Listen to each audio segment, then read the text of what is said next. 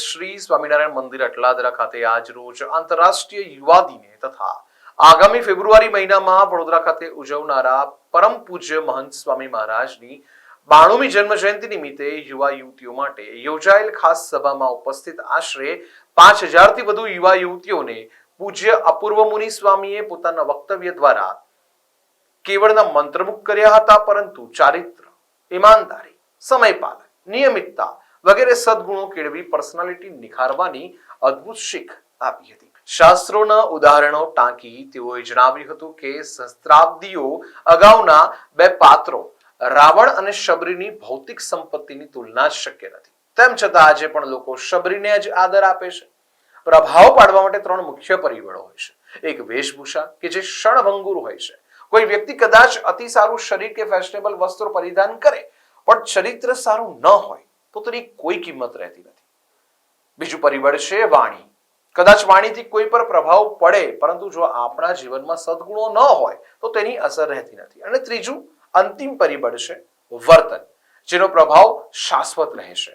વેશ અને વાણી કદાચ એકદમ સામાન્ય હોય તો પણ અષ્ટાવક્ર ઋષિ શબરીબાઈ, નરસિંહ મહેતાથી લઈ સરદાર વલ્લભભાઈ પટેલનો પ્રભાવ હોય કે અમારા ગુરુ પ્રમુખ સ્વામી મહારાજના મહંત સ્વામી મહારાજ હોય, તેમનો સમાજ પર પ્રભાવ શાશ્વત રહેશે. એનું કારણ છે તેઓનું સ્પોટલેસ કેરેક્ટર.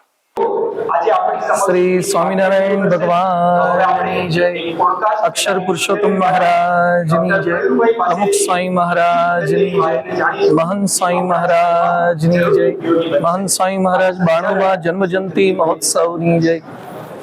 યુનો દ્વારા ઘોષિત થયા મુજબ આજના શુભ દિનને ઇન્ટરનેશનલ યુથ ડે તરીકે જ્યારે 12મી ઓગસ્ટને ઉજવવામાં આવી રહી છે, ત્યારે અટલાદરા BAPS સ્વામિનારાયણ મંદિર ખાતે વડોદરા શહેર અને સમગ્ર ગ્રામ્યના હજારો યુવક યુવતીઓ માટે પરમેનન્ટ પર્સનાલિટી વિષય આધારિત સેમિનારનું ખૂબ સુંદર આયોજન પૂજ્ય સંતો અને યુવા કાર્યકર્તાઓએ કર્યું છે.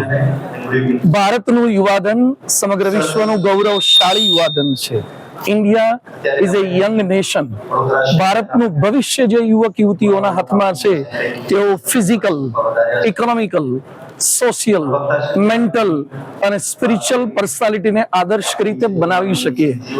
વ્યસન, દૂષણ, દુરાચાર, હિંસા અને આત્મહત્યાના આઘાતોથી કઈ રીતે બહાર નીકળી અને જીવનને યશસ્વી ને ઓજસ્વી બનાવી ભારતનું નામ રોશન કરી શકે તેવી સ્કીટ, ડ્રામા, વિડીયો, પોડકાસ્ટ વગેરે કાર્યક્રમો રજૂ થયા. આશા રાખીએ, પ્રાર્થના કરીએ કે આ કાર્યક્રમ દ્વારા પ્રેરણા પ્રાપ્ત કરનાર પ્રત્યેક યુવક યુવતી પોતાની પર્સનાલિટી દ્વારા સમગ્ર ભારતની પર્સનાલિટી બદલી શકે એવા પરમેનન્ટ પર્સનાલિટીના ધારક બને, રક્ષક બને, પોષક બને અને સંવર્ધક બને. સમગ્ર વિશ્વમાં ભારતના યુવાધનની બોલબાલા થાય અને ભારતનું નામ રોશન કરે. જય જય હિન્દુસ્તાન, જય જય યુવાન, જય સ્વામિનારાયણ.